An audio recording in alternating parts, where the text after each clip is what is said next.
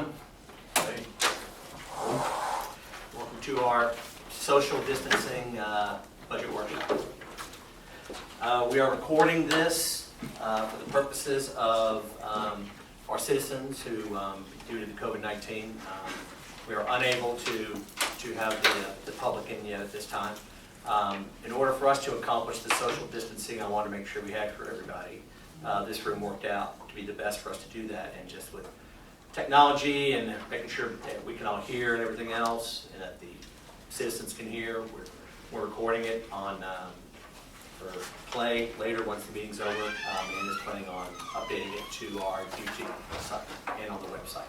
So we'll have all that. Now, I think we're good. All right. Because technically there's no official voting at this meeting, obviously. It's not a special call meeting, it's just a budget workshop. Right. So we should be good at that. We would have mentioned, like you said, we mentioned the fact of why we're doing stuff. Okay. So with our budget. All right, well, let me go ahead and do the official. Let me call the budget workshop to order, and we'll do a roll call. All right.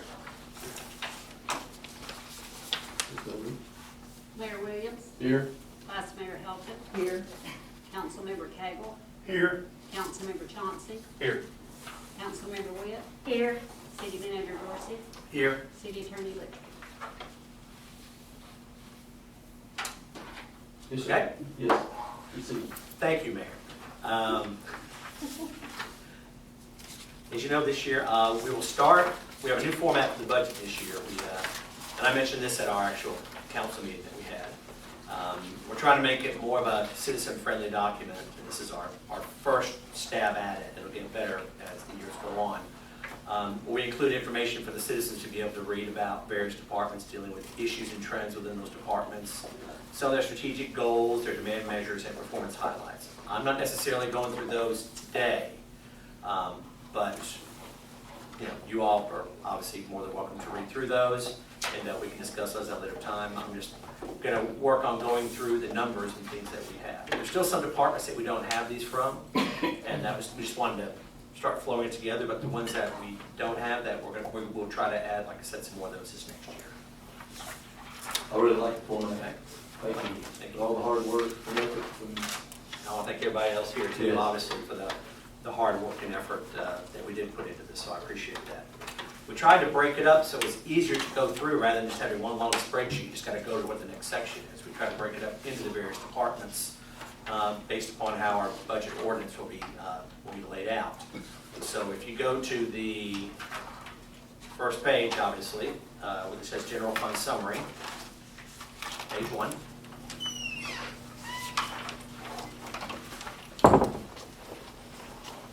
As you see, the way our budget is laid out, we have the fiscal 19 actuals in the first column, the 2020 forecast in the second column, the budget in the third, and the next year's 2021 request is in the fourth column.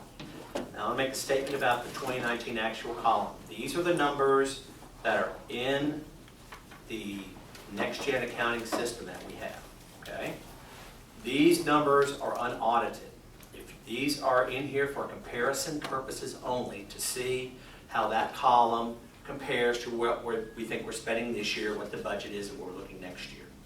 So that column is just for comparison purposes only. It's somewhat close to what the audit is, but if you want the official actual numbers, you need to look at our annual audit. Okay? That column is just for comparison purposes only, and it's what's in the accounting system. There's obviously changes that were made after the end of the year by the auditors and things of that nature. Let's make sure everybody understands that. Okay? With that being said, our general fund budget is slated right now to be at $15,755,978. Our 2020 budget was at $13,882,746. And we will talk about these numbers as we go through and what the differences are in those numbers and why one is bigger. One reason a budget can be bigger is if you have a grant in one year and not in the next year. It could show that. It could be things that we've amended the budget for during the current year that will show up again next year, such as Board of Region dollars, which Diane will talk about when we get to that. So it's things of that nature that will show some flexibility within our budget, okay? If you go to the next page, page 2, this is where we start the actual, a very high-level summary of our expenditures. And we have it broken down by the different departments, as you can see, and it's sort of laid out like the audit is, too. The first section deals with general government, the second section is public safety, and then other general government. And then we show our transfers out, okay? So if you ever want to get a real high-level look at the departments, you just go right to this page, and you can see the trend from the actuals last year to where we think we're going to end up this year, and we're going across. Okay, on page 4, you just see a very high-level graph of, it took many hours to make this little graph here, of revenues and expenditures, just so you guys could see, have an idea. You know, it shows the revenues broken up among the categories you're going to see in a minute, where 74% of our revenues are come out of our local tax area. You can see intergovernmental revenues is 14.6%, miscellaneous revenues 7.8%, licenses and privileges 3.3%. In those 4 categories, you will see when we get to the revenues here in just a second. Expenditures. We have some of the big ones in here that we wanted to show you. We have police is almost 30% of our budget. Fire is 14.5% of our budget. Parks is 10%. Public Works, this is general fund now. Public Works is 7.1%. Debt service is a little under 1% of our budget, 0.8%. And the rest of the general government as a whole that I haven't mentioned is 37.8%. Okay, the next page, I won't read much in here, but there are 2 pages I'm going to read again. I read this one at the at the council hearing, but I want to read it again for those citizens and people that may not have heard it when we talked about it before, because this sort of gives an overview of where we are in our budget and how it's being presented to you all today. The economy is now in the midst of a recession due to COVID-19. Consequently, the City of East Ridge has been careful and selective in the preparation of the fiscal 2021 budget request.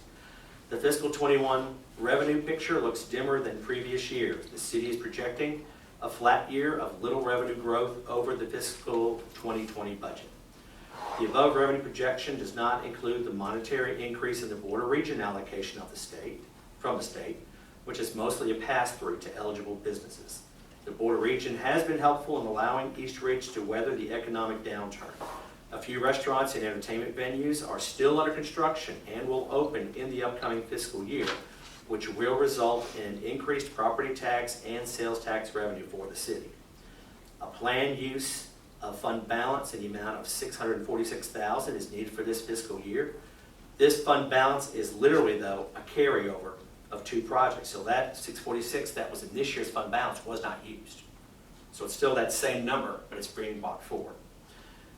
These funds are a carryover, like I said, $500,000 for the Pioneer Playground and Splash Pad, and then the city's match of $146,000 for the multimodal projects.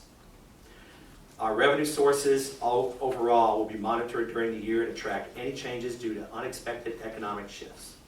The budgets were prepared at a maintenance level.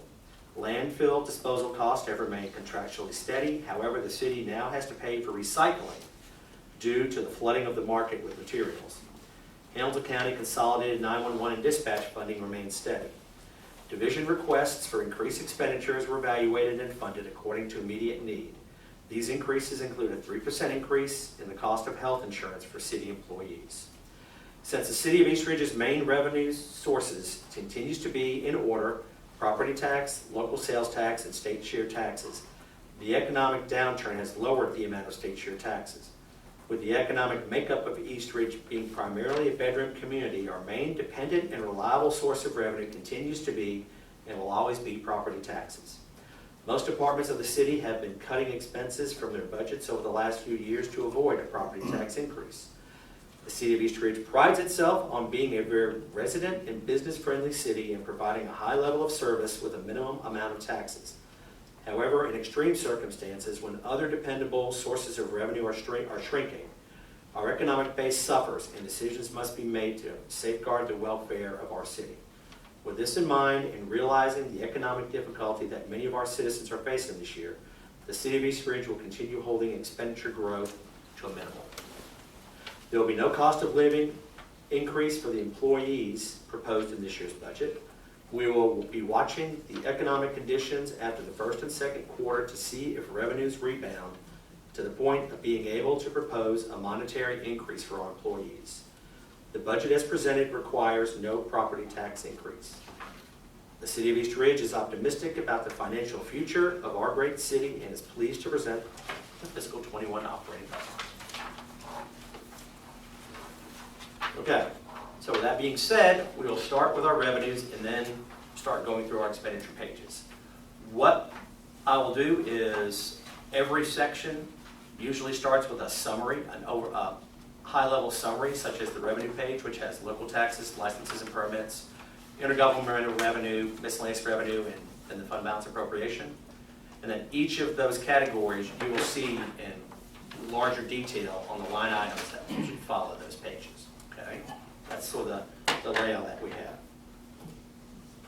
Our revenues for, as I said, for 2021, obviously balance against our expenditures. So that's $15,755,978.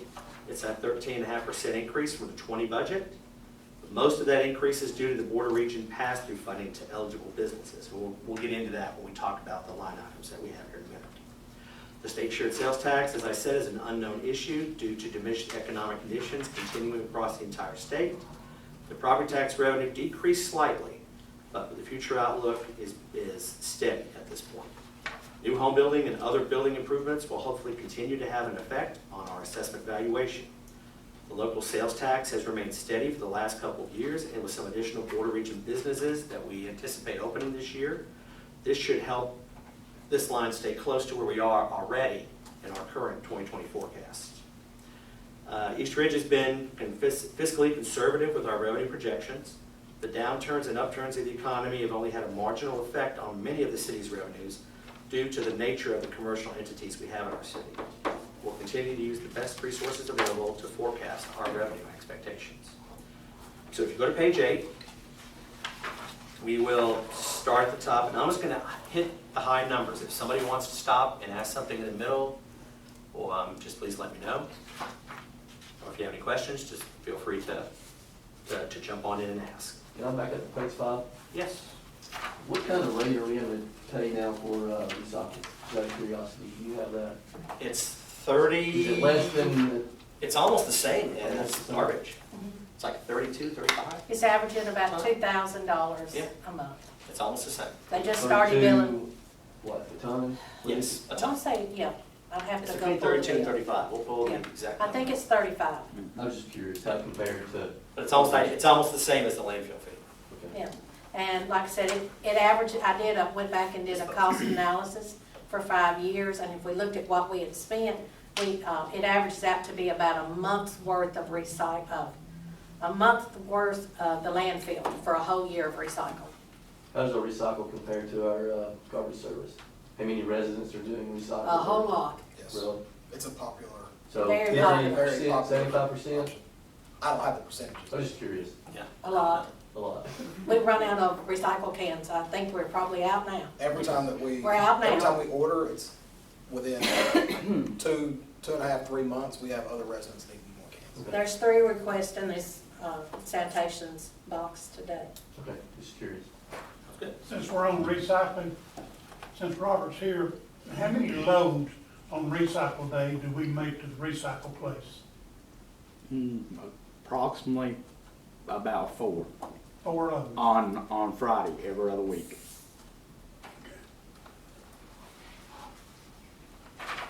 Because that was a new expense, so I wanted Yes. to ask. Okay.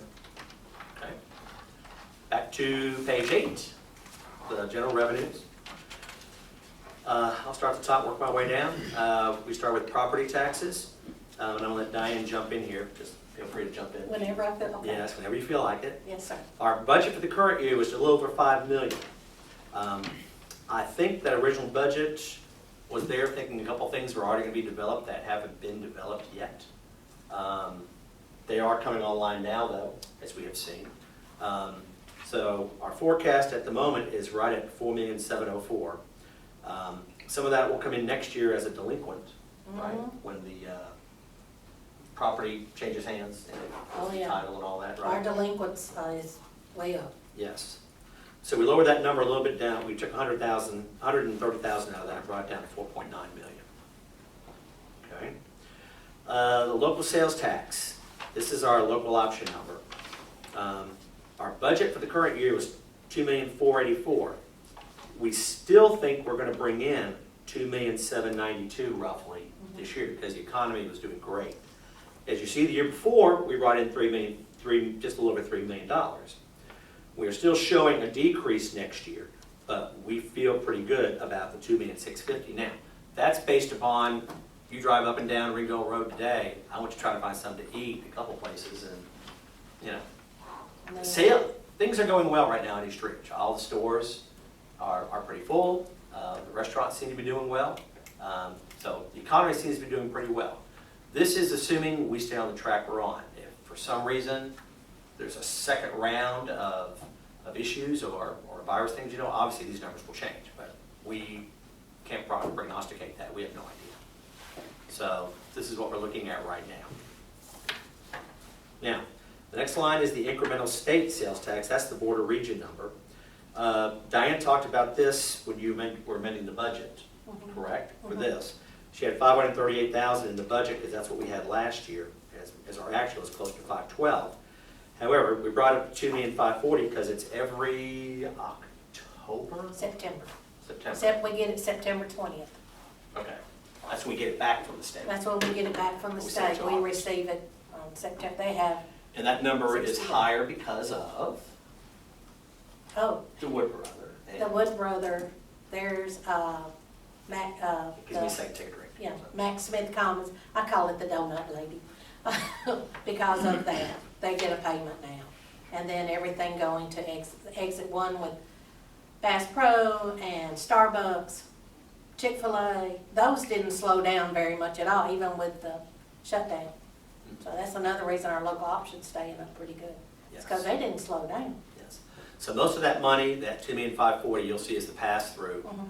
to go on later on. A very small portion of that, About 500,000, a little under 500, yeah. stays in there for the administrative expenses Right. and all that. Because if you remember, I had to amend the budget because the auditors, because the way we started doing it when we opened the Economic Development Fund, I did it as a due to, due from. Well, then the auditors decided, no, we need to do it as, because it's like a debt. We're paying the money over to the Economic Development Fund to pay the incentive agreements and to pay debt, so I have to show it that way. So we're just creating a bigger paper trail. Oh, yeah. Show it coming into the general fund and then showing where it transfers out. It's a revenue and a liability. It's a revenue, yes, so there, Yes. yeah, and we get to keep some. Mhm. Right. Going down, more people are cutting the cord, so the franchise fee is going down some. Our state sales tax number, I'm jumping all the way down to 33510. If somebody wants to stop, please let me know. I don't want to keep everybody here for more than a couple hours, so I'm trying to jump through, but if somebody, I'm sure most of you already looked through some of these numbers, so if you have questions, please let me know. State sales tax, 33510. Our budget for this year was $2 million. Our forecast, we have it right now at about 1.9. Of course, we've been hurt some by the last month or two, obviously, at the state level. And that $2 million number comes from a projection we get from the state and from MTS that tells you the per capita number that you use, and then you multiply that number by the amount of citizens you have, and that's how you come up with your state sales tax number.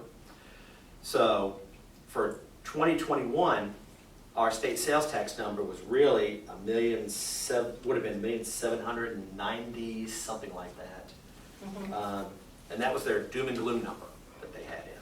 It basically reduced our per capita share from $90 to $80. We put in $1,808,000. We talked to other cities around here too, and we're hoping it's not total doom and gloom for next year. So we brought it up about a little over $100,000 from what our total bottom out projection would have been. So that's why we have it at $1,808,000. If we go through the Ridgeside Fire contract on the next page, 34221, most of these should be in numerical order.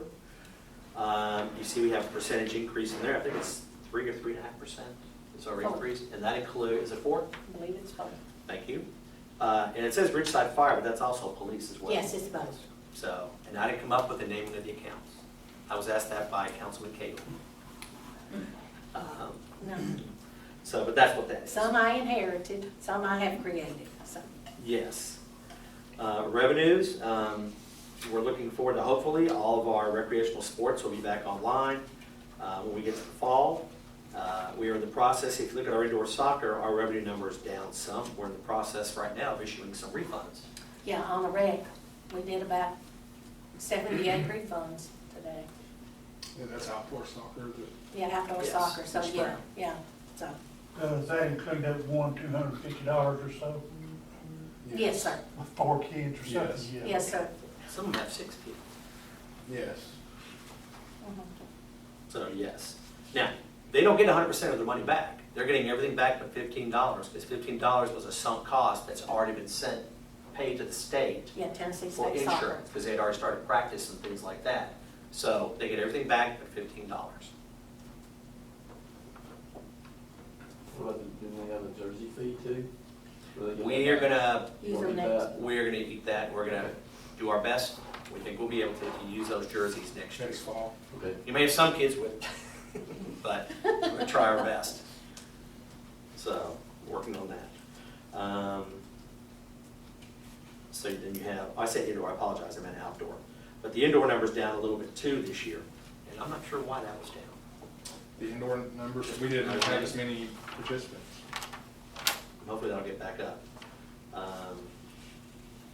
Not much else on here. We have the arena rentals for the forecast column are obviously down because we haven't read anything since the middle of March. Last thing we had there was Just Between Friends, I believe. Correct. We just got that short. Exactly. So as you go through here, you go to the next page, 35100 municipal court fines and costs.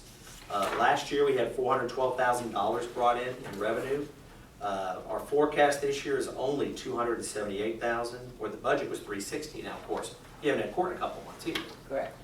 But next year, we still lowered that number to $325,000 to see how it's going to go. So, besides that, that shows where our numbers are. And if you go down to use of fund balance, you see that the 646 showing in 20, and then the 646 showing in 21. And that's something I talked to the mayor about too. It makes it look like you're using 646,000 twice. You're really not. Because if you notice in the forecast column, we're only showing 141,000 being used from the 646. So, and that 141 was for those items we brought up during the year. I think that was for the fire Yes, turnout gear. yes. What else? It was for the turnout gear, it was for the, fixing the tennis courts. Oh, tennis courts.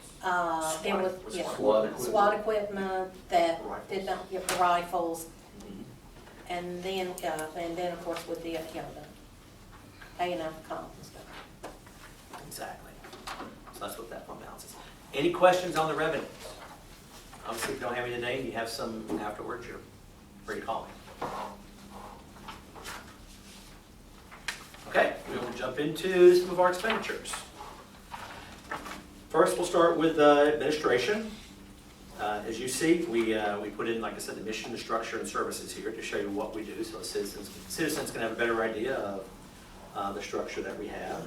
This basically deals with the city manager's office, accounting, HR, city recorder, risk management, IT, and debt management, things of that nature. If you turn the page, like I said, you can read through the issues, the goals, if you haven't yet already. Demand measures, it's kind of interesting to see how many checks they cut in a year, right? Payrolls, obviously there's 26 payrolls they do a year, how many business licenses we had, how many new beer permits, things of that nature on there, just to give you more information. And then the performance highlights, that's a little section where we're able to brag on ourselves for a little bit. You'll see that in a lot of these departments. Next page is just the line item detail. I'm not going to go through every line unless there's questions on specific ones. The main difference here is personnel went up, and the main reason it went up is we moved Kenny's position from building and codes, since he's assistant city manager, over to administration. When you get to buildings and codes, you'll see a decrease in the personnel numbers there. So, any questions on the administration page? go on to the most scrutinized page in the book, mayor and council. And it did change. Okay, so for mayor and council, you see our budget went from 76,000 up to 128,000. A couple things we've added into this budget. One thing I talked to Diane about, I asked the mayor about this before I did it. We have a lot of cost centers. Some of the cost centers like a department, but in the accounting system, it's a whole nother, literally cost center, and then there's accounts within it. We have one cost center just for education support. We have one cost center just for elections and things of that nature. And it didn't make sense to have that in our system that way. So we've restated it, and we're putting certain things within certain departments. As we go through, we'll mention what those couple of things are. For instance, for mayor and council, we put in the elections this year, the 8,000. Last year, that was just a separate line, a separate cost center right under mayor and council, which didn't make any sense. So this year, you're seeing elections just in mayor and council. Whenever it comes back around to hitting judicial, you'll see an election line in judicial for the same thing. Okay? So the other changes we have, obviously our budget this year was for personnel was 50,000. It went up to 69,000 for next year. Basically salaries and stuff stayed the same. We just had some adjustments within our insurance numbers, our health insurance numbers. Yeah, that spot, what, from 7 to 25? Yes. Good. So some of our accounts people made changes and came on to the city's insurance. Okay. Okay. The other question I have on travel, do you think that will be a little less since we're having the annual conference in Chattanooga? It probably So will. we should be under budget Yes, on you that. should on that, Yes. since it will be here again, and the only other real travel y'all do is to go in March. In March. And see, like that one was cut out this year, and so was the conference, So so. we And of course, we had put this together before TML Yeah, canceled. yeah, so you know you're probably. I thought of that, but I didn't say anything, Yeah. but I wanted to bring that up, that we should be well under the 10, I Mhm. would think. Yes. Yeah, I think you will be too. Yes. Has- And I added has, a lot. Burke agreed to have any chit down there? Yes. I saw where it's been rescheduled. Chattanooga, it's been It's rescheduled to rescheduled. Chattanooga next Well, I August. already reached, Burke rescheduled one this year to August. And then they Well, canceled they- that one, Yeah, you're right, that's and what now I it's next was year in waiting on. Yeah, January. they just That's announced the last, question I was Last asking. week, Yes. wasn't it? yeah, just Yeah, just last last week, they week. sent us a notice. We canceled it and now it's moved to Yeah, next I week. hadn't heard that he changed it. And so the other thing I've added here, line 725, after discussing with the mayor, we put in a placeholder of $25,000 under special events for the city's centennial, which is really on April 4th, 2021, but that's Easter weekend. So we reserved Camp Jordan for April 10th, the next weekend, to do something with the centennial. We don't know what yet. It's still just under a year out, but we're gonna start looking at doing some planning for that, trying to get some input, some ideas. I told Andi once the census stopped or finished, which should have been getting close to that by now, I'd ask for her help on I volunteered her to help with the centennial. And Dana Bosch, son, has gotten in touch with me, and David Tyler wants to work on it. So I thought we kind of would like maybe let them be co-chairs, and I would be in there. So I guess with we them. need to put together a centennial Yeah, committee. we need to sit together and Yes. see. Right, and kind of let them be in charge so that everybody doesn't think the same person's in charge of everything. But David works in restaurants, so he has a lot of connections for food and different things like that, and beer. So. And what? Beer. Oh, Remember what's Kenny that? was wanting to know if he was on work time when he... Yeah. And you want to say something real quick about the centennial, sponsorships and stuff? Yeah, so in the past, we've not really had the ability to seek sponsorship. We've been very fortunate for any event to have, our small local business sponsorship. But now we've actually got business coming to town that's going to be opening up that they want to engage the community, and we have the ability to go out and seek some sponsorship that we didn't have in the past, which could really help with entertainment, can help save us on some costs, food costs and things like that. So I think there's some opportunity out there to really make this event something that we probably haven't seen before. Well, Dana's already been in touch with me, so she's Well, got some ideas. So I know it seems like it's a long ways off, it's not. but it will It'll be be here here before before you we know know. it, and then we won't have anything planned. schedule, so. Right. Well, the other thing is I learned today that the census is starting training July 31st, they're saying, so to go out into the public. So, but they keep changing that, so we'll see if that goes or not. But July 31st is the date now. Okay. Thank you. Any other questions on the mayor and council page? Just want to state that it went up, but it wasn't due to any salary increases. No. No salary increases. Okay, the next section is judicial. Patty back here. As you see, their budget stayed pretty flat. It went from 319 this year to 331 next year. Basically, part of that difference is going to be for, she has a, and if I butchered this, tell me, Patty. She has a vacant position right now that we're sort of translating into a deputy court clerk position, because God knows she needs to get some help and be able to get out of the office and be able to move some of her assigned duties, to have somebody help her with those at the deputy court clerk level. So with that, we've raised the salary slightly. Not a lot, there's a couple dollars an hour per request. We put that in, and for insurance, since we don't know who the person is, that wasn't budgeted last year, so we budgeted that insurance behind in here. Besides that, she came back, we had a good conversation about it. We came out with a pretty flat budget besides that. Does anybody have any questions for her? No? Okay, thank you. You're welcome to stay, but if you want, you can go. Thank you very much. City attorney, I left it flat. I was going to propose we just get rid of our city attorney, but since he's not here today, he decided the beach was more important. But I think we'll keep him because he's doing a good job, I think. And so we left him at the 122, Great job. the salary for his area. He earns it. Yes. So you see what I'm saying? Some of the ones that we don't have a lot of descriptions with, you'll see that real quick summary at the top, then the line items that you can look at. Okay. General government, those are just areas where there's no other place to really put it. It's like a Right. citywide cost. So we have like the retirees, health insurance. I guess there's like 3 retirees that are under that special health. Well, we have about, how many do we have on retirement? That are Seven? here. About 7 to 10, but I think he's talking about the ones that get 100%. Oh. Yes. Maybe 3 to 5. Okay. Okay. So we have 3 active employees that are still on the Lincoln. How many are Now on that I Lincoln? don't know about the Lincoln. Yeah, you're asking that before. We have a couple that are still on Lincoln. If they're retirees, they're all on Lincoln. So we don't have any active employees that are having Lincoln retirement took out of their check.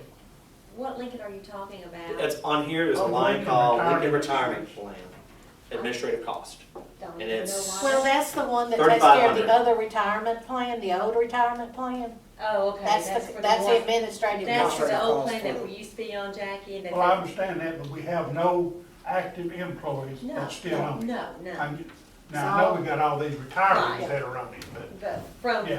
before 2001, we have no, right? so we're still paying administration costs for the Correct. retirees, okay? Correct. Yes. Okay. So, any questions on this page?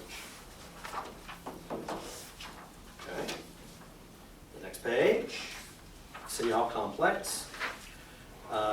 You see that's pretty flat, so I'm gonna keep going because I know y'all have looked at this once, but if you have questions, stop me as we go. The next page is library.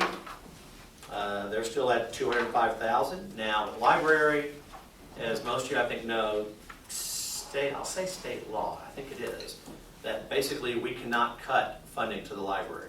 It has to stay at a certain maintenance level. So that's why their number is obviously still the same. History Museum, I have yet to set foot over there, I need to.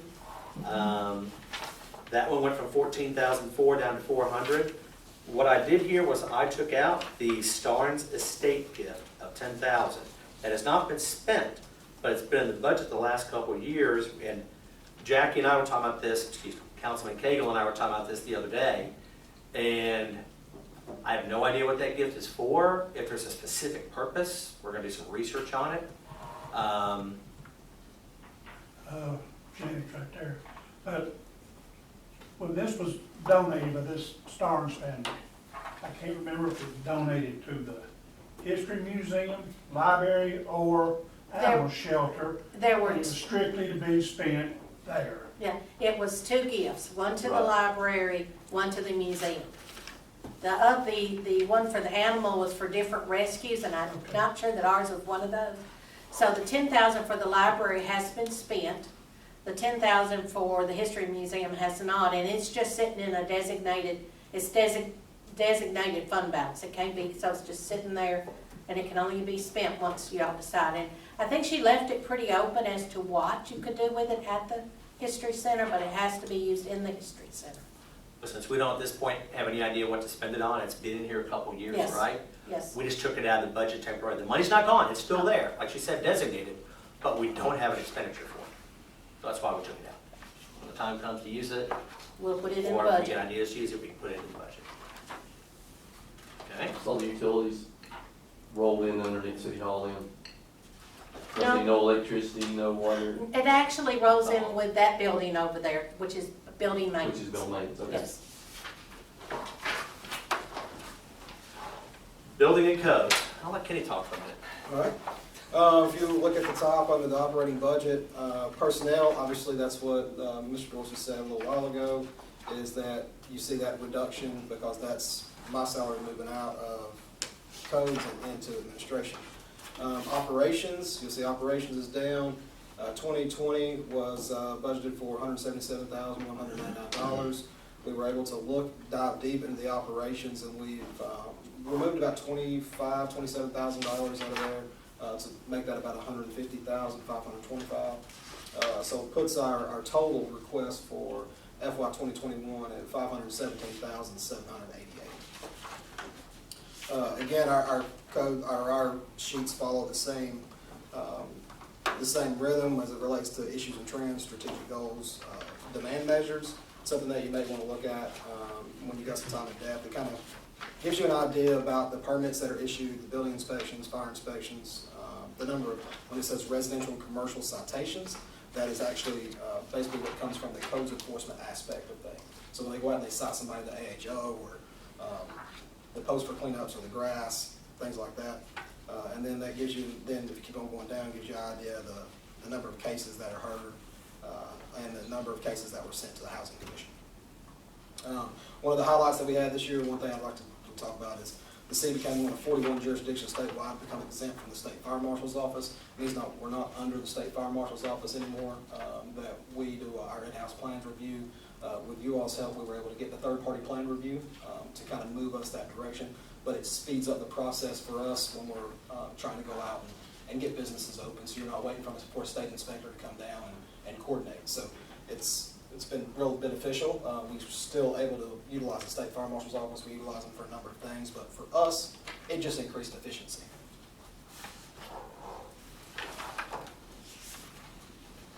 If anybody's got any questions on the numbers, then. You all are not requiring,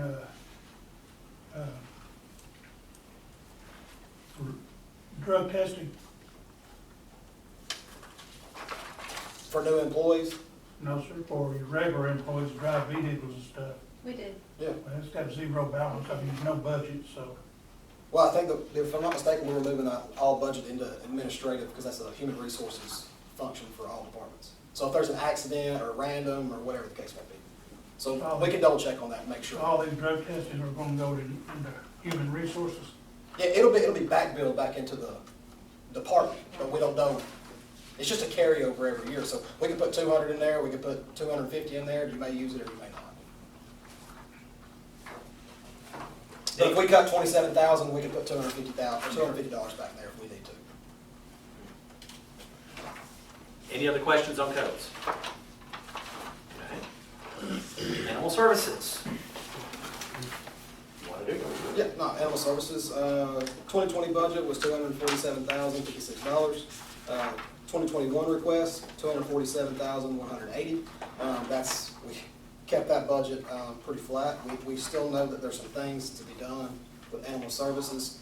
We still have a lot of possibilities and a lot of opportunity. We're just trying to see how this economy is going to rebound as we move forward. some of the highlights they had 198 spay neuters in 2019. They had one case that they rescued 29 animals from just one location. And they worked really, really hard, ran 601 service calls for the year. Any questions on animal services? No? Thank you, Mr. Custer. Economic and community development. As you see this budget, this has community development programs in it, and it also has what we call regular economic development. So the total budget was $2,084,361 for the current, for the upcoming year. The community development programs, we have transportation assistance, that's $8,000. That is it's the Carter Caravan, right? Yes. Carter Care. And we have 8,000, I think it helps a lot of trips, but I think it's a total of 130 something people total use the service. In a year's time, it's about 20, 21 people a month. Yes, but I Yes, mean, there's yeah. 130 different people Yes. that utilize it Right. for that. But, so we have 8,000 in here for that for this year. And that's the number you don't know. It depends on how many trips they decide to take. So as you see, in 2019, we had 9,000. This year, and whether it's because of the economy or things like that, it's gone to 13. Yeah, That's but it that's a really shot in the picked dark up. number. It really picked up in like December.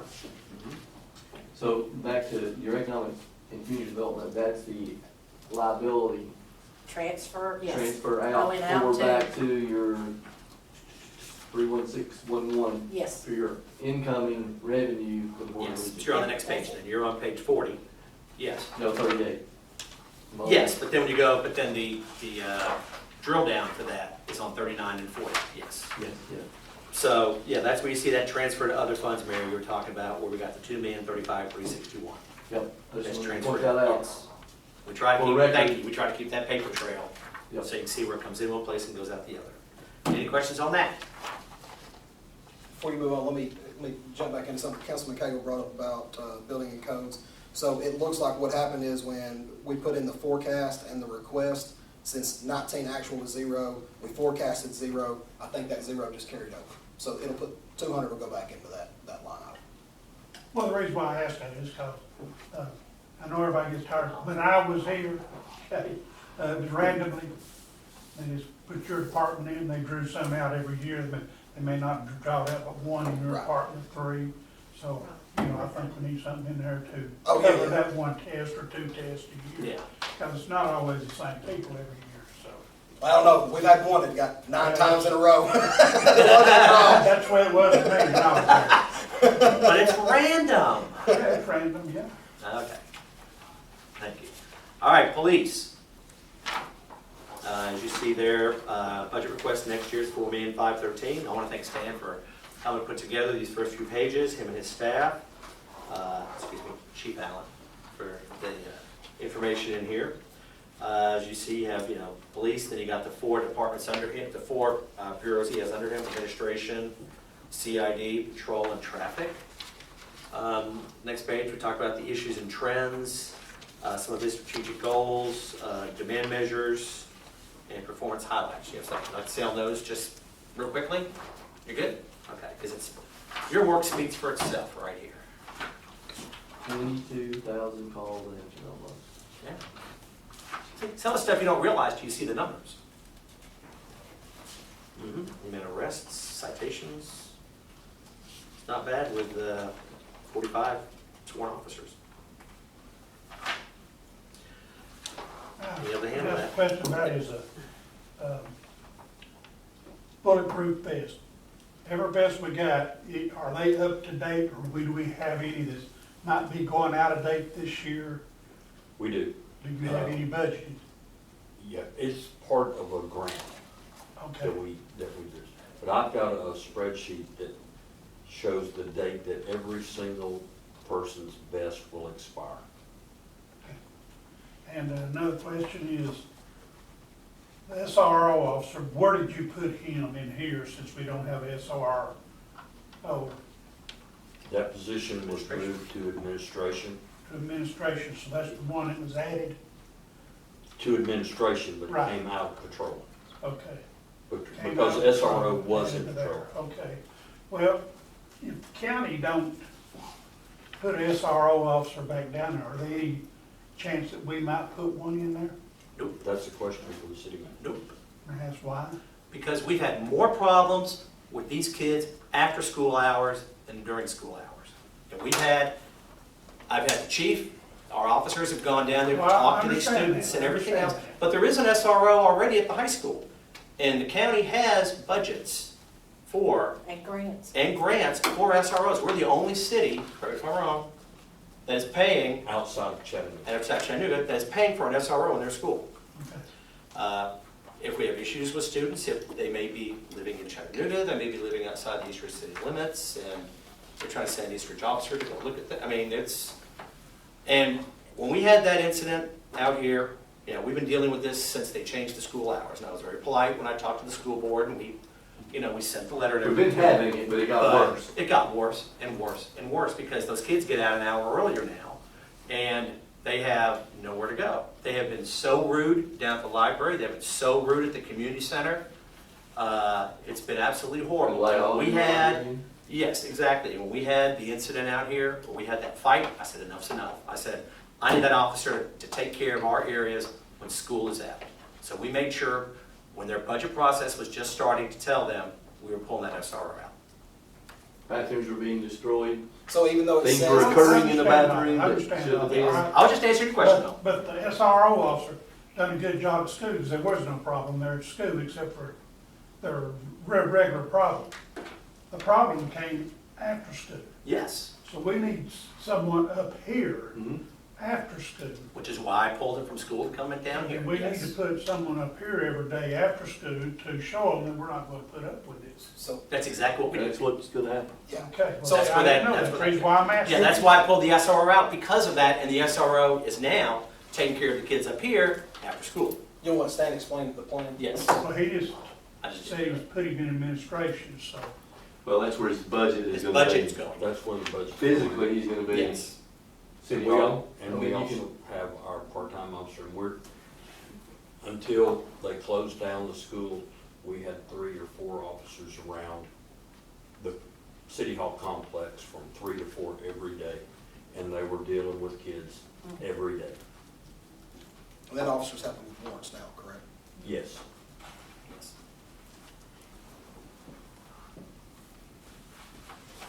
Good. Got an answer. Okay. Thanks, sir. We'll make sure. That's what we're here for. Any questions on the administration part? No? The next page is criminal investigations. As you see their budget, just look at the summary at the top. 667 is the current year, 669 is the next year. It's basically pretty flat. We did raise his overtime number a little bit because, as you know, we're no longer doing comp time. So one thing we did was we looked at the amount of comp time that those in police, fire, parks, mainly police and fire though. And a few in parks, we looked at how much overtime was being earned this year that was converted to comp time. And we tried to put that many dollars into their actual overtime budget. So that's why his overtime budget is showing higher. So you will, in future, see the actual amount of police overtime that is used. And as Stan and I talked, that's a good management tool as well. Any questions on CID? Okay, patrol. The difference in patrol, we went from $2,271,000 down to $2,179,000. That one person, the SRO, was moved from patrol over to administration's budget. In addition to that, that's pretty much what all of it was. Any questions on patrol? Thank you. Traffic. 138.6 to 139.3, flat. Any questions on traffic? Thank you. You're welcome to stay. We may have drug funded stuff if you want to. Okay. The only thing to add is, Or, and you may have mentioned it early on, is we have no capital expenditures, so we don't see anything in here for any of you. thank you. No police cars, plus we still have 3 police vehicles. Ain't Going to done last yet. October, that we still don't have, that we're still not gonna get till this October. I know Stan is in need of some vehicles, just like in fire department, you're in need of a truck, fire truck. But right now, we just don't have the cap, we don't have the expenditure, the revenues to be able to do anything about it. Without getting into the general fund Correct, or raising taxes. for raising taxes. We can thank COVID-19 for that. If you don't mind, I'm gonna skip for a second, just so Stan doesn't have to stay. Is that okay if we go to the drug fund real quick, and then we can come back to this spot? Y'all mind? What page? So we'll go to, find it first, Okay, I'm looking. Oh, it's in front, it's, 93. yeah. Hold on a second. You talk about that.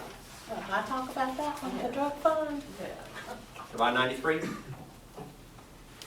Okay. All right, we are basically kept the drug fund the same as it has been because it will fluctuate within the year. We set a parameter of what we think we're gonna spend, but they could spend more or they can spend less. They can only be spent for law enforcement items or special training And not everyday things. and not everyday things. My old saying is you could buy guns but not bullets. That's right. You can buy the dog, but I don't think you can buy the dog food. But those types of things. That is also where we buy the bulletproof vest. The grants that come in for those, we funnel it through that fund. So, Any questions on the drug fund? We did not put in the, what's the DOJ? Federal forfeiture. The federal forfeiture fund, or everything, because that's another one you never know how much is gonna come in or out, And and it has very little in it. very little at all in it. All of you paid for the last 2 years has been the checking account, Yeah. service charge. Yeah. And there's so, So if it's something very does hard to happen get there. federal money, correct? I'm sorry? It's very hard to get federal money. Yes, ma'am. So if something does come up in that area, at that point, we'll approach council, but there was no need to put anything in the budget. Any questions on the drug fund? Thank you, Chief. Now we will go back to fire. Within the fire budget, I'm gonna let Mr. Custer jump in a second.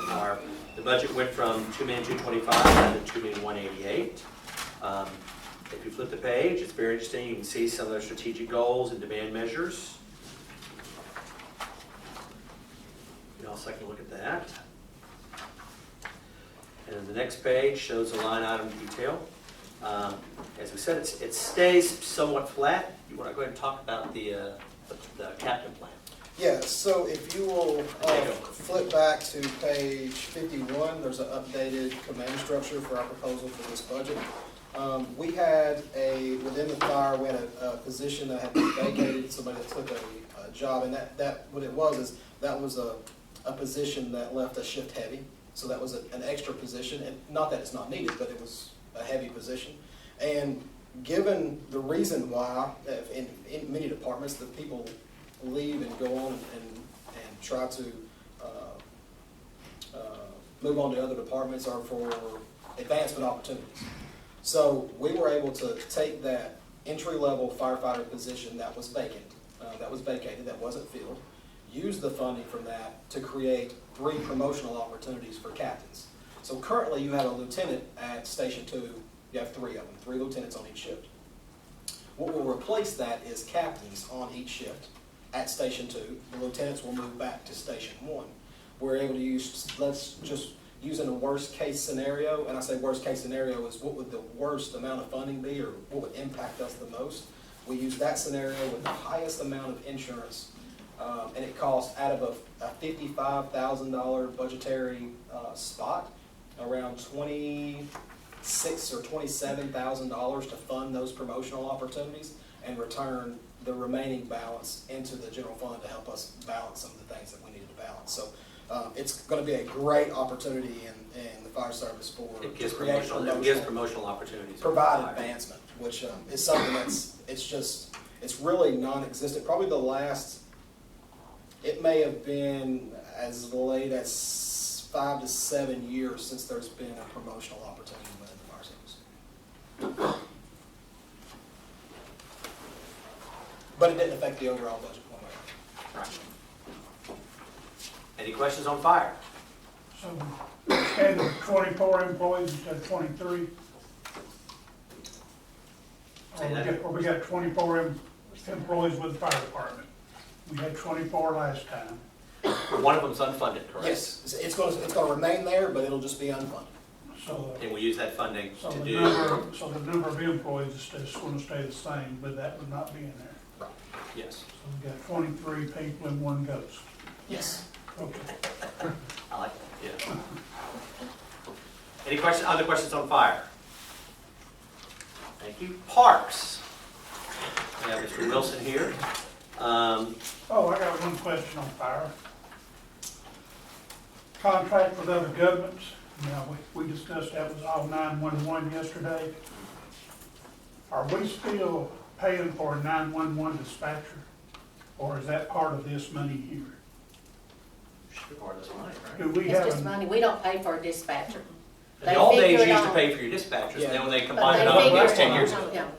because I knew we had one dispatcher that lived out here that worked over there, said he worked for City of East Ridge. City of East Ridge paid him. He did use, so used to, that Old was paid for, days. actually, Okay. it was actually by police though. Right. Okay, but Fire was always generated by the county once they did the merger, but East Ridge Police actually had their own dispatchers within the dispatch center in Hamilton County. Yes. so now we don't pay nobody over Right, there. it's just grouped. Okay, this is all just And it's done on 70-30, police pays 70%, fire pays 30%. As you can tell by the amount of calls. Okay, in parks, as I said, we went from our budget to $1,006,000, we went down to $1,509,000.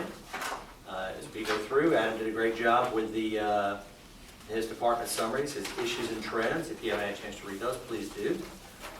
Strategic goals, the demand measures. I know we had 19 holes up in this column. I always thought you had 18 and 19 was something else. Yeah. You know, is there something It I'm missing generally here? is, but- Yes. I kind of wondered that. Or is that the 19th hole? No, Something we need to know. Yeah, there's 19. Okay, just checking It's that. the water. Yeah. And we still have 58 RV spots. There's still 50 They're there. or, Okay. yeah.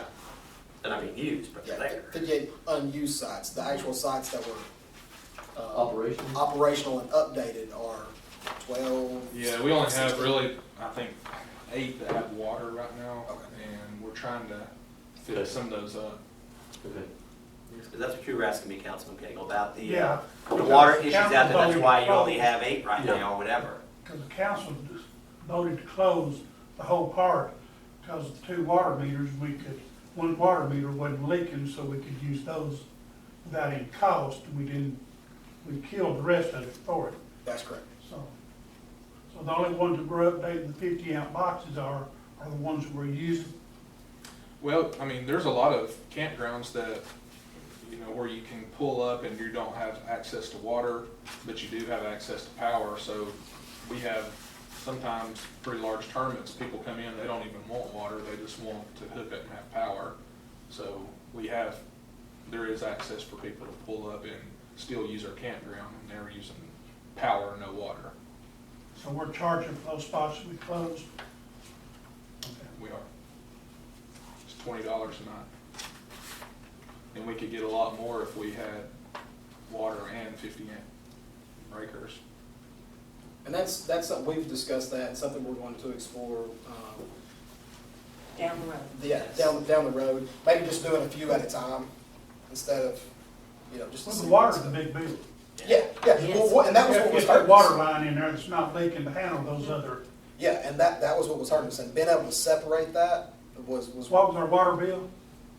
oh, I don't recall. Well, it actually ends up being the sewer bill. Yeah. Well, sewer. I understand that, that's all combined together. Yeah, but it was just out there leaking under the parking lot, that was, and the problem that we had was, let's just use 2 years ago Bugapalooza, when you had every site out there full, and you had to run the water for a full weekend, or for 3 or 4 days, knowing that you had a water leak that you couldn't find, and that's $10,000. That's why we eliminated that water issue. Yeah, you had portable shower built over the Blackwater hole. Okay, with that being said, we'll go to page 60, general recreation. And under general recreation, which includes Parks and Rec, overall costs, right? yes. Things like outdoors, the maintenance at Camp Jordan, and all those sorts of things, and all that's under general rec. Yes. Those people. As you see, their budget went up a little bit from 781 to 831.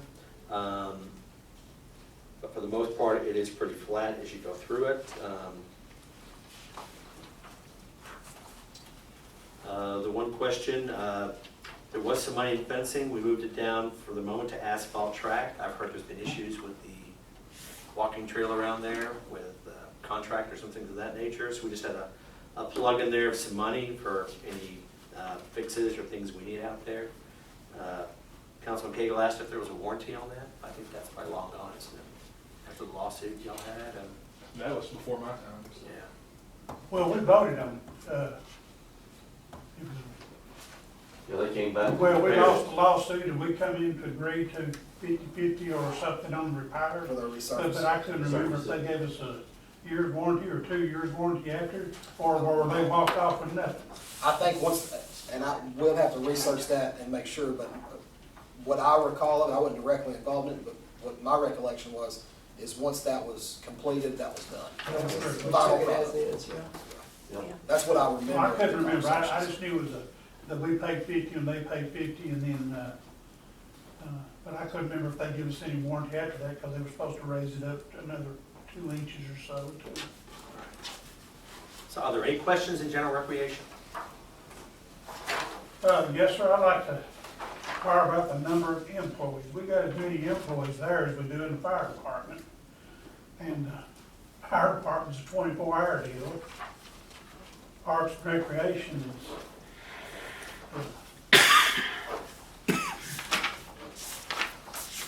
I see we got so many. Most of them are general rec. Yeah, it takes that many to do the.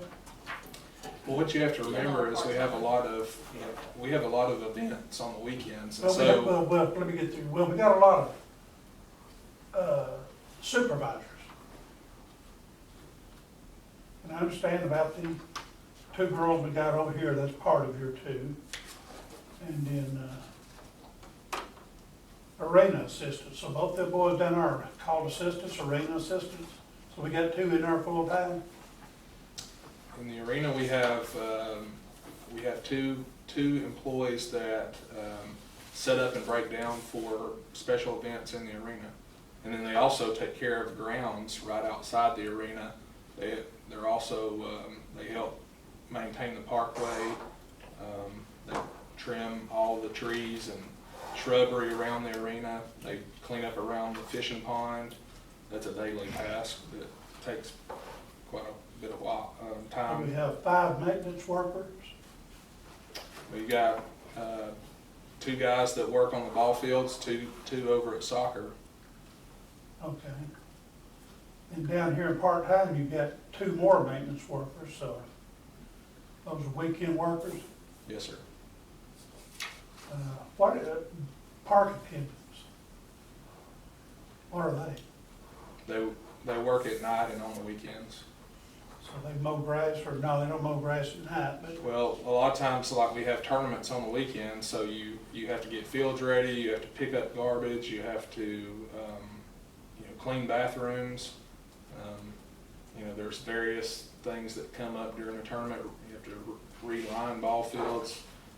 At the end of the night, when not the whole tournament's over with, you have to drag the fields again, get up all the garbage, chalk the fields again. so 2 park attendants does that. Our full-timers do that also. We have, sometimes a 12-hour shift. Okay. How about you see 4 recreation assistants? Those are the ones that work over at the community center. So that means we got 5 people over at the community center? Well, remember during basketball, we have 2 gyms that we're running. We have the community center over here, and then we're over at Easter Edge High School. And so we're taking up a gate, and you've got somebody that's in the gym when we have, you know, issues. And And some of these shifts overlap, right? I mean, They it's do. not one person that's there the whole day. Someone's there, maybe there for 4 or 5 hours in the morning, and someone else Right. comes in to relieve them in the afternoon, so, These Right. facilities are open just 8 to 5. right. You're right, and we have, you know, hourly employees, so anytime they work on the weekend, that means that they're vacant through the week. So that's where we have to have, you know, the right amount of employees to cover all the grass cutting through the week when those individuals are off.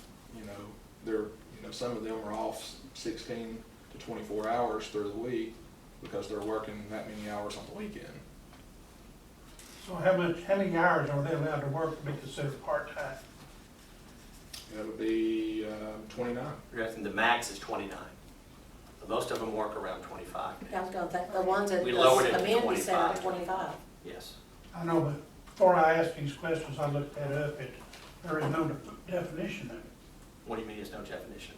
Part-time, or how many hours is that considered before you start paying on benefits? Oh, yeah, there is, that's federal law. Yeah, When see, affordable you go healthcare. 29, you Yeah. have to start All paying the them ones I benefits. read, that said some of them you pay up to 38 hours, it's still considered on part-time.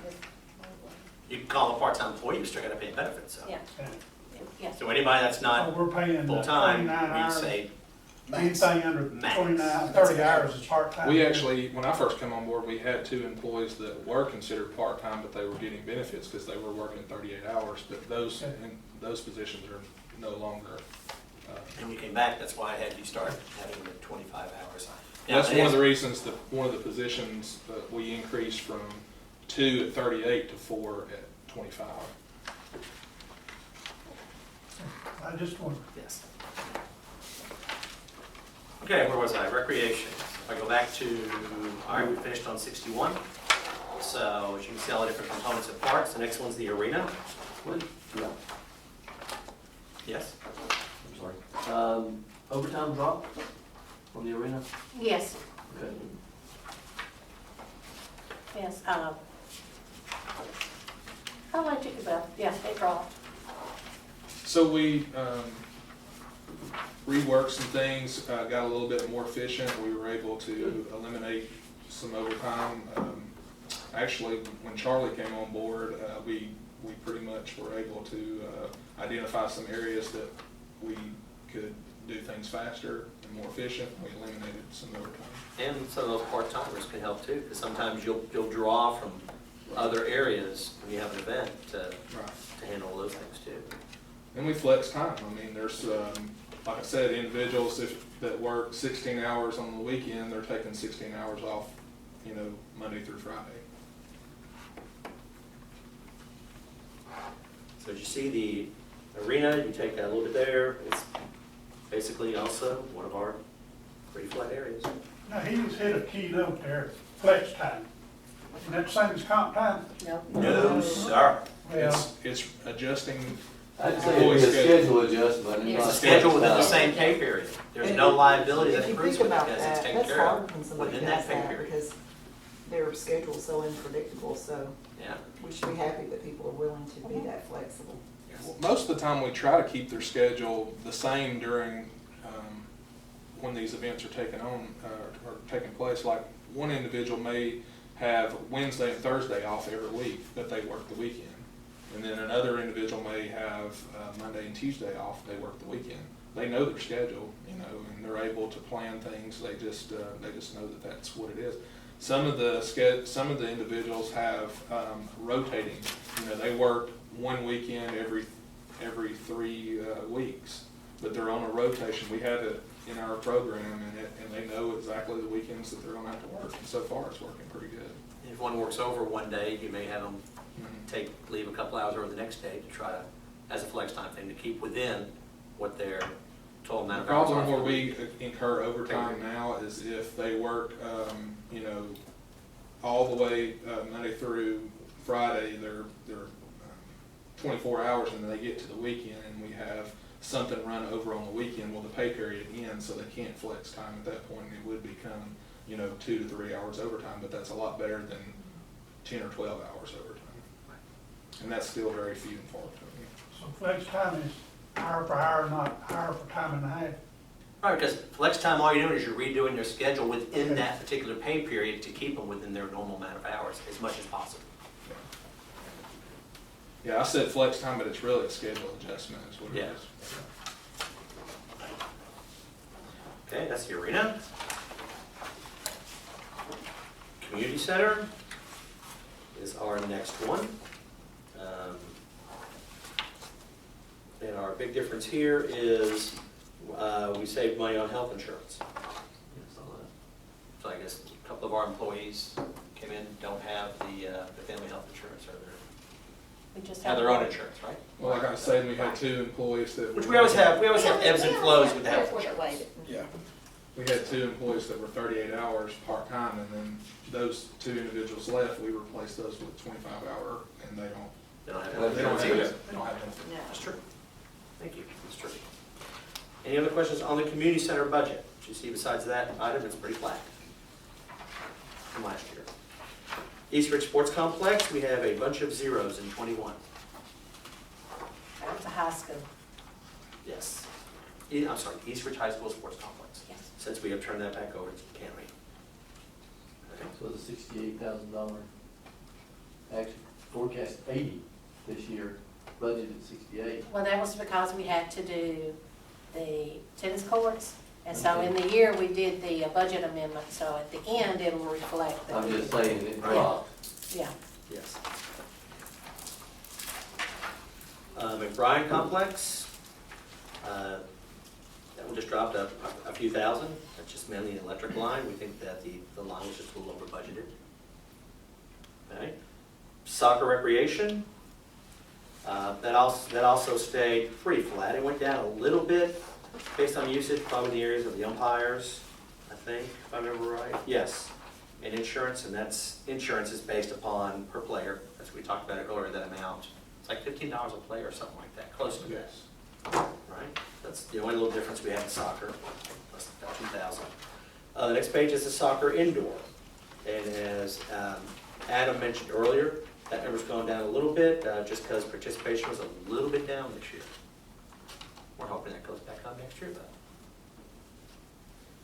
Next is baseball, softball. On that one, it went down a little more. And if I remember right, I'll let you jump in on this one, Adam. I This believe we deals, had equipment that we purchased last year when we did the renovation, and it was around $16,000 that, I believe that's what we took out, because we've already purchased it. and the insurance has gone down a little bit. Based upon anticipation of the players for the season, at this point. And obviously, the good thing about this is any expenditures that go up in here, you'll have a corresponding increase in revenues too. Right. So it's sort of, Fees. the fees, yes, so it sort of helps itself. But that number does get higher. Football cheerleading, obviously participation in that area has gone down somewhat. Yeah, and that's the trend across the board over the last really 5-6 years, maybe 7 years. Football's gone down, so we didn't want to really put a whole lot in on that line item just because participation's gone down. But we're thinking about maybe offering a flag league in the future to try to get that number back up, because that seems to be something that's pretty popular where it wasn't 5-10 years ago. Basketball, it's pretty flat. Any questions on basketball? Adult softball, We got 16 teams in adult softball, Wow. so Is that night league or is that day? it's a night league, four games a night, Monday through Thursday. so this year, obviously, it was the first year, it looks like, for adult softball, because you had zeros in 2019. We offered it in the spring, but our fields were not ready yet, so we had to wait, and we started it in the fall. So you made a guesstimate of what the budget would be. Yes. And so basically, your budget for next year is based on your forecasted numbers for this year. And it's usually 2 times a year, spring and fall. When I say night, is it evening or is it like the old midnight league? No, it's evening, 6:30, 7:30, 8:30, We used to 9:30. have a midnight league here. That'd be interesting. What's the age group? It's adults, anyone 15 15 and above. We have 2 divisions. How above? To their 60s or 70s. Yeah, sometimes there's, Need a senior league. You don't But need are to play they, with those. yeah, I was gonna say, are they playing with the younger ones? there's a wide age range. See, David would play, but he doesn't wanna play with the 15-year-old. Usually the men's open division's the most competitive, and then you have church and industrial. Yeah, okay. They don't have restoration, you have to find one of the teams that's already formed to play on. So, well, what are you charging per team? $450. $450?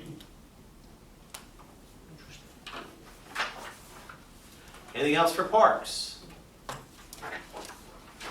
everything for them, right? Yeah. Thank you, Adam. Thank you. You're welcome to stay, but you're welcome to go too. Next, we have Public Works. I'll take a breather for my voice and let Mr. Custer talk. for a few All right. minutes. Fiscal year 2020 budget, totaled out to $1,109,753. 2021 request is $1,066,377, so you see a little reduction there. The structure for this Basically department. flat. Yes, basically flat, yeah. The structure for this department is myself, building maintenance, street department, traffic control. Again, there's issues and trends, strategic goals.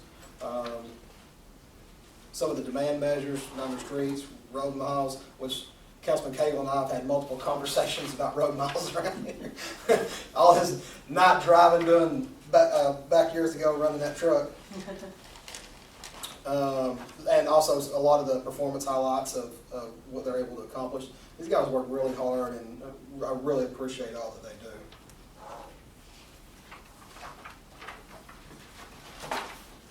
So let's do that. I just done a quick thing, the city charges $450 per team entry fee. Can you wait till he leaves? Okay. I know, but I double checked myself or opened my mouth here. Right. And with 16 teams, that don't even pay for his umpires and officials. I don't know. We'll get an answer for you. So we need to raise the entry fee, at least pay for that. Yeah, we'll check on that.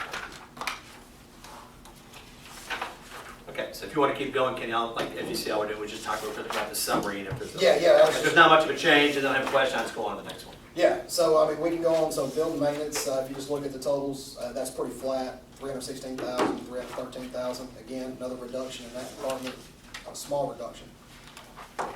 Streets, same thing, pretty flat, reduction from 501 to 489. Garage transfer station, pretty flat, slight increase, about a few $100, but. Let me stop you real quick. All right.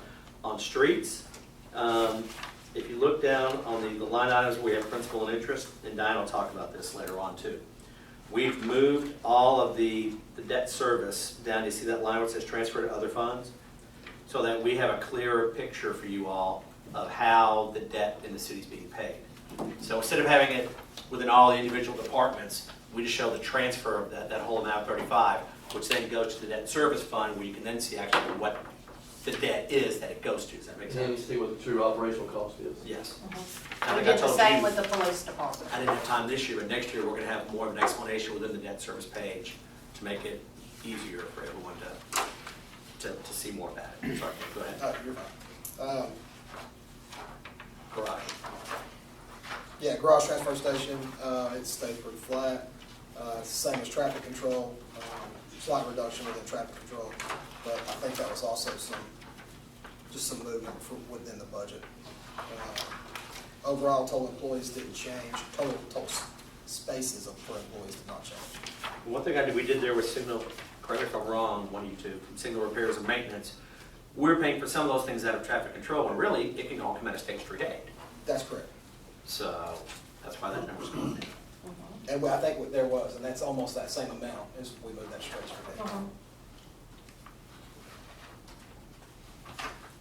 Anything on Public Works? Are we going to replace Norman? That's correct. Yes. Okay.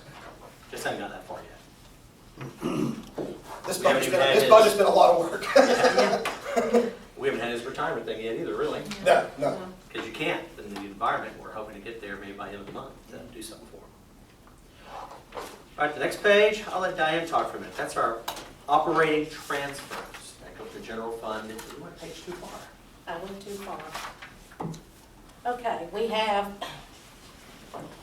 aside from the ones that he talked about in the street department, and the police department has, I believe, 134,000 going out, is 17,000 going to the grant fund as a transfer out to supplement the matches.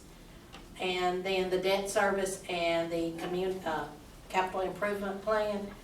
The debt service is for one of the long-term debts that the general fund pays for. It's one that they got when I first came to work here. It was already here when I came to work. It was a bond anticipation note. And then the transfer to the capital improvement will be where we're transferring the money over for the Pioneer Playground and for the multimodal. And So you'll that's see at those over 500. there. 46. The 500 plus the 146, that's that fund balance number because it didn't get done this year. We're moving it forward. Okay. State Street Aid. Any questions? Sorry. State Street Aid, next page. For those that don't know, at the state level, our gasoline tax is 27.4 cents a gallon. Diesel is 28.4. That's current as of this year. Liquefied gas tax is 22. Natural gas tax is 21. And the gasoline diesel is two different numbers added up to get to the 27.4 and 28.4. If you really want to know what those are, I can look it up and give it to you. But those numbers are where we stand right now after the Improve Act and everything else. That's how much the taxes are for. And this was For those last items. year on the increases. Is that correct, Vice Mayor? Last year on the increases. Okay. It is. Yes. So the next Diana page. says so. Yeah, there you go. The next page, the line item detail. And one of the reasons that this number is down is, we try to spend this money as we can. I believe this is where, is this for this year, the John Ross Yes. and McBride were, Right. Kenny? Yes. And that's where we left them in State Street. I Yes. think. And the reason we haven't spent anything is we've been waiting for WWTA to finish the sewer work. And they're done. And because the worst thing you can do is pave a street and have them cut it up a month later, which I've had happen, which is not fun. And there was a large water, Tennessee American project that had to take place on McBride Road. That was completed as well. We believe most of those done. We're actually working with Southeast Tennessee Development District currently, checking on engineering to see when we can get that to construction. So we should have some answers, I would say within a week to 2 weeks, hopefully. Everybody else is in the same situation we are as it relates to budgeting, but we hope to have some answers pretty soon. We'd like to be able to get those projects underway as soon as possible. Right. So Talking that's, about asphalt and streets, didn't last year we took out the neighborhoods down around the Life Care Center because of the traffic light work, That's correct. and so were they supposed to follow into our next asphalt? The next asphalt project. So these are the McBride John Ross are grant-funded projects. Oh, okay, that's one of those talking about Yeah. yesterday, those grant funding. We're actually meeting Okay. within the next week to look at shelved projects. It's already got some engineering work to see what those will cost, and they're putting basically a cost analysis together for us, so we can see if we have X amount of dollars, we know we can pay X, Y, Z. And then we're gonna have those over, these projects kind of laid out for the next few years, so hopefully we can get to different ones. And you don't wanna move all over the city, you wanna try to keep it Right. together, so you don't have to pay mobilization, remobilization fees. But we think we're gonna be able to truly hone in on some areas that we can get some work done. you want to tell them about your scanner? Yes, also been on the phone, and this is something I looked at over a year ago. We've been back and forth with a company called Roadtronics. They've come in and done some services around us and utilized it. Right now, it's a determination of whether it's a one-time fee that the city wants to pay, or if it's gonna be a pass-through cost through an engineering firm. But essentially what it does, it takes several days to drive the streets, but then they grade every street and create an inventory for you.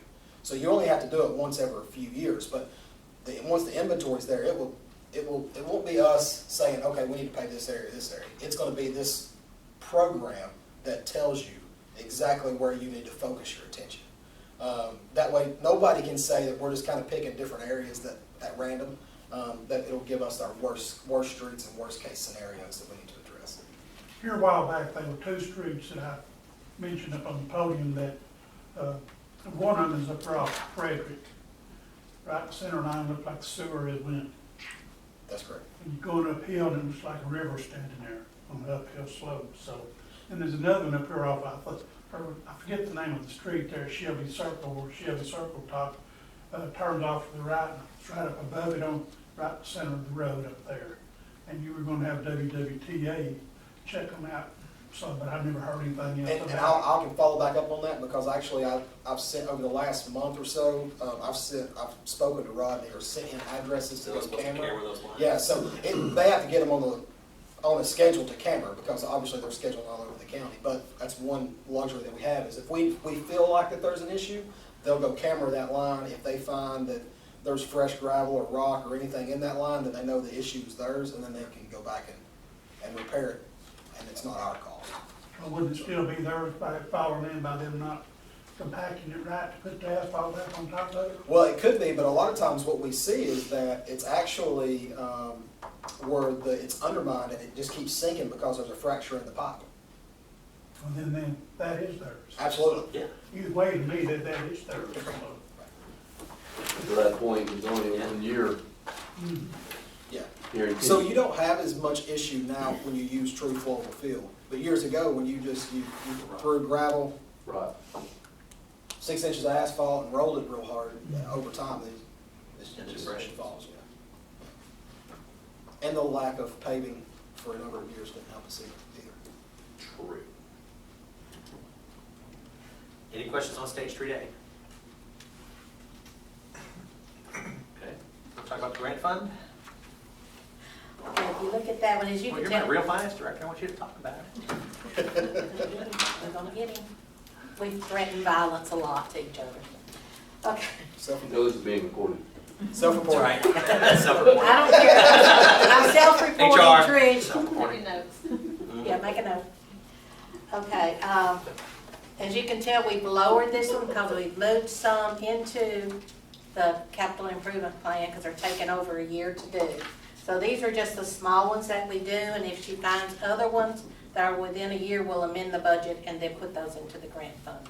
And you'll see where the 17,000 is coming in from the general fund to help do the matches.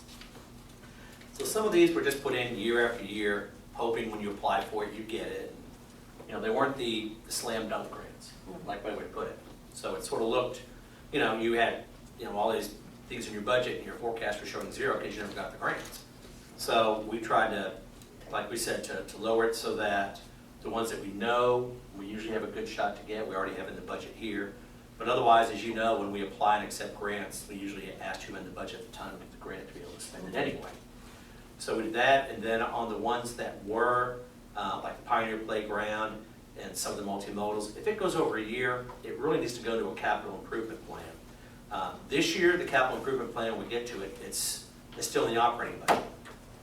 It really needs to be set up as a capital budget, so that once the money's in there, it's there. And then any reappropriations you're making are just the amount that hasn't been spent within that budget. You'll have allocations and appropriations, and I'll get into that probably more next year, or if we decide to formulate it over the summer and transfer it over, we'll do that. But you're just showing a capital project that's if it's within a year, it's no problem. If it's multi-year, like I said before, you may show in the 2019 budget, 300,000, the 2020 budget, 300,000, the 21 budget, 300,000, because you didn't get to it yet. And it looks like you're spending all this money, you're budgeting all this money for things that you never got to. So when we get a little further into being able to put together the capital improvement plan, we'll discuss that option. Anything on the grant fund? Very good, John. Okay. And we already did the drug fund. All right, the drug. Solid waste, Mr. Customer. All right. Solid waste, even though this is a separate fund, this is where we actually, sanitation obviously is a public works function, but since they have their own fund, we created their structure, mission, services into the solid waste fund, since it's a special revenue fund. This department, they were diligently, they receive a lot of praises from some, a lot of criticism from others, and it's not for the lack of effort It's just the amount of refuse to collect. I would say that. And they do. They put a lot of work into it. They put a lot of time and energy into it, and they put a lot of passion into it. I'm thankful to have them, and as the citizens, I believe they are too. Because Amen. normally, the complaints that you get are trash complaints, or my can's broke, my lid's broke. Can we pick up the brush? The brush has been something that we've not experienced in several years. We were able to, 9 years? yeah, obtain the equipment that we needed to get this project underway, and we are almost finished. We'll be wrapping this up within a couple weeks. Yeah, I'm Just getting from the storm feedback. damage. Yeah, I'm getting feedback from people saying theirs is being picked up. Yeah. Thank you. Yeah, and it was one, we were very apologetic up front. We knew it was gonna take some time, but they've done a really good job. I'm really proud of the work that they've been able to accomplish. Mine was the end of last week, but that's okay. I was happy to have it finally gone. And we're getting close to the end of the storm debris pickup. Yeah, absolutely. We're hoping another week, and we will be, and you'll find out how it starts Monday, depending on what people still bring out. They haven't yet. Because Hoping all maybe another week or so, then we right at the 2-month mark, which our goal was between 2 to 3 months. yeah, because That's what today say. we were closed road area, Coombs, a lot of complaints over there about storm debris. And I went over personally myself with the machine and loaded trucks up with it and hauled it back to the brush field. So that's what we've done all day. So the solid waste fund, I'll let Kenny continue a second. It's come a long way since when I first got here last year, because my first experience was garbage truck caught fire, and I guess they didn't trust the East Ridge Fire Department, so they drove to the top of the hill to make sure Chattanooga could put it out. That's been That's been an ongoing joke with me and Mike Williams, Chief Williams for a while, so I I've have got fun a with that question one. for Robert. Do you all have backdoor pickup for the senior citizens that can't drag those garbage cans to the front? Absolutely. We do. We All do. right. And as a matter of fact, there was letters that just went out. We're revamping that service. It's gonna stay the same, but we just wanna update it to get an updated list on. We need an audit. Are they on regular garbage pickup day or are they on a special day? They are on a special day Wednesday. Wednesday? Yes, sir. You don't have any on Monday? No, sir. It's only on Wednesday. Then, I'm not harping, but I'd like to ask you a question. Sure. Why do we have a garbage truck running up Lazard on Monday, every Monday? On 4200 block, Of Lazard. up Lazard. I was looked out there one day and there said two garbage cans out. One on one side and one on the other side. So I thought maybe it was the backdoor pickup. That's the reason why I was asking. They can look into it, provide. Yeah, I'll look into that because I'm not sure. Yeah, but we're auditing. So new letters, new releases and requests went out. Everybody should be receiving those. We're gonna reevaluate them and see where we stand on the number of those. I think there's somewhere around 65 right now. Make sure they're following what the requirements of the protocol are to be able to be eligible for the program. We've seen some instances where there's no way just one disabled or a disabled person by themselves but living in the house or something. Yeah. By the amount of garbage or refuse and everything else and the circumstances, we can tell that, I guess I can say that program there might be cases of abuse Yes. with the program. So we're doing an audit to verify all the people that are in it. I got a question, it's not budget related, it's just, you've got a tremendous amount of brush in your intake. What have y'all been doing with that? Is that y'all mulching it, or you have to take it off? What- It's all being grinded. Okay, Everything's been grinded. We mulch it. Once it turns to mulch, we run it over to, or we don't, the company that grinds runs it over to Boulder. And then they, give us whatever, the percentage off the It's not a lot. load is. Not a lot at all. And then we've actually pulled, as we pulled some of this brush this last time, and we actually separated into logs, so we could actually get some mulch that we could use or sell or whatever the case may be, that doesn't have everything in it, such as poison ivy and stuff like that, because that's a little bit of a risk. Does Mashler still do it? The mulch, or the The grinding, mulching, the grinding of the brush? it's the same, No. this company's been doing it 5, 7. CW. and Son. Yeah. Yeah, CW Oh, and so Son. it's different from, sorry. All right. So, any questions on the solid waste fund? We already talked about the fact recycling, we have to pay for now. Besides that, Robert's actually doing a good job, and I appreciate what he does. And I thank y'all. Thank you. Okay. Debt service fund. You got it. Actually, no, you got it. Go ahead. May I beat it? You're gone. Thank you. Okay, debt service. As you can tell, you've got the hotel motel tax that goes into that fund, and it's ordinance that says it has to go into that fund. And we'll discuss that at the end. Yes. And then we have the different projects that are paid, the different debt that is paid for out of it. You have the CJ Parkway, that is paid with border region funds. The Camp Jordan Park Phase 1 is paid with hotel motel tax. The Camp Jordan and the fire hall, that was the original things that were done at Camp Jordan, is paid with hotel motel tax. Then you have the one I talked about, the converted one, is paid out of the general fund. And then we go to the next page, we have the GOB 2015, that is paid out of border region funds. That was one of the original loans that was made to pay for beginnings of Exit 1, Camp Jordan Parkway, some of the beginnings, and also to pay some of the incentive to the Wood Brothers. Exit 1, I-75, border region funds. And then your next ones, we've broken them down for public safety. The first one is the radio equipment. We were going to do a tower, we changed to radio equipment. And the next one is for the police cars that we have gotten one of them. We're already having to pay the loan on them. And then the next is the Motorola lease that we have for the cameras, the body cams that all the officers have. And those total to be $134,611. And you'll see in the police department admin where that amount transfers out. And then you have the public works for the street sweeper. That is $35,162, where he mentioned, and you see where it transferred out.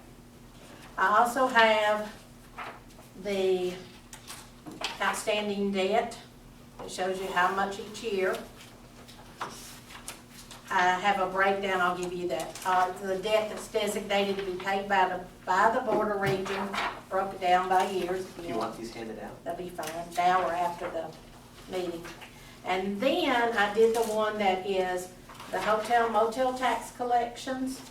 And I have it over 5 years. It shows you how it goes. And you'll see where it picks up. This year we're down.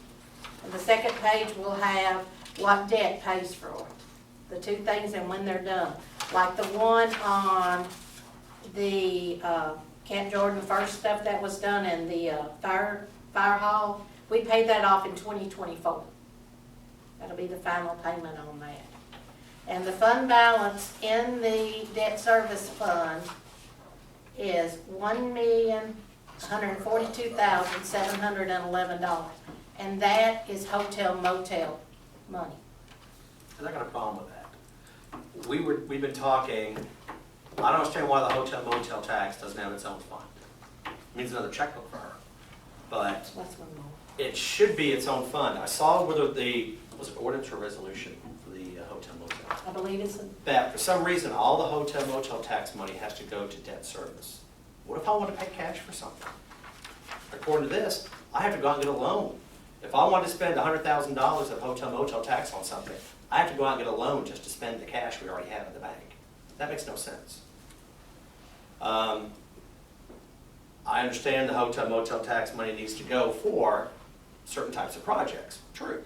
But maybe originally they anticipated, with the huge projects that everything would need to be straight out of debt service. But really, to me, hotel motel tax should go into its hotel motel tax fund. Then transfer out the money you need out of that to pay off debt service. That way your balance is in hotel motel tax. And if there is something I need to spend $200,000 on, of course it goes to the council first, but then you can just pay cash for it if you have a significant enough fund balance in place. It just seems to make sense. So that may be was it ordinance or resolution, whichever it was, I believe it's ordinance. that we may be bringing to you sometime the next month or so. right? Yes, sir, that's right. Any questions on debt service? Speaking on that, can we loan ourselves that money and then let debt service pay us back? As Instead in of the you going city? out to a bank, yeah. Not that I know No. of. No, Can you? No. no. They have Now, very you strict can loan money, you guidelines, can loan money out of the general fund and pay it back. like we did, But you can't loan money out of debt service because it specifically has to be For for debt. a bond issuance or a issue Capital outlay. debt for the city. Yeah. It's our general, so, but we can do it out of general fund. You can loan, general fund, you can pay anything. I could pay anything in this book, I could pay out of general fund if you wanted to. General fund can go to anything If you remember, with your approval. last year y'all did an interfund loan from the general fund That's, to the grant fund to take care of playing the right-of-ways. Because with the grant, we have to spend the money Before you can get the money. before we can get the money. So we already have an interfund loan that we've got to, that's got to be paid back to the general fund. But you can do that. But you don't, no, debt is dead. Yeah. And hotel General fund is your motel, all-encompassing yeah, pot. Do yeah, what you and want. hotel motel can only be paid on tourism, things to do with tourism. That's why you can use it at Camp Jordan, because it's such a big draw, and it's bringing in tourism dollars. They audit us on all of this. Yes. Any questions on debt service? Great job. Thank you. Capital projects, I'll let you have some fun with this one too. You're at such a roll right now. Oh, Lord. I'll let you keep going, and I can jump in. Kay and I are here for you. Go ahead. The same thing with this one. It's where we move our grant projects that are over 1 year. And you'll see where we have the multimodal. The state grant is the money that we're going to be getting for Pioneer Playground and the splash pad. It's their part. And then the $911,000 is what will be coming from the state. And the transfer in is the fund balance that we're transferring in, plus $115,000 and some odd dollars that where the fire department is paying back the capital improvements plan for buying the fire truck. We have 2 more years to pay that So off. it's in this instance, it came out of general fund first. Yeah, Okay. yeah, well, it was wanting to build this fund back up so it would have the feed, an old saying, feed money, it would have something to start with. So, and then you see where the expenditures are coming out. We do need some upgrades to buildings. The streets and highway will be the multimodal, parks and rec will be the Splash pad. splash pad. And then the other is the grant that we do to help with facades and people's parking lots and all those type of things in front of their businesses. And we actually had 3 this year, Kenny. Who was the other? We had Armando's? Armando's, we Who did had that one? Dr. Harry Sukert, Family Dental up by Ace. He redid the front of his building. And the other one was that building right there on East Ridge Avenue. I believe that was it, right there on the corner, you know, behind the bank. Oh, yes, yes, yes. And they look They really looked in front of nice. that building, didn't they? Yeah. And the park And parking lot and stuff. on streets and highways now, you said that was for what? That's the multimodal. Okay, so that's not gonna be for the asphalt of the streets? No, that's the Okay. State Street Act. Okay. Any other questions on capital projects? And with that final seal, that's the end of our budget. The pages in the back are just informational for you guys to look through. That's the, what usually you like to look at every year, the organization charts that we have for all the departments. If you have any questions on those, let us know. We also gave you the sheet courtesy of Trish. Y'all got one of these, right? It shows where the personnel was this year and where it's going to next year. And on the very last page, it actually verbally written out shows you where those positions are coming from and going to. Any other questions on the fiscal year 2021 operating budget? We stayed under 2 hours like I hope. Good job. Thank you. So we will have the first reading at our next council meeting. Then we will do the public hearing at the second council meeting. and the, barring any unforeseen circumstances, the budget will be passed in the month of June.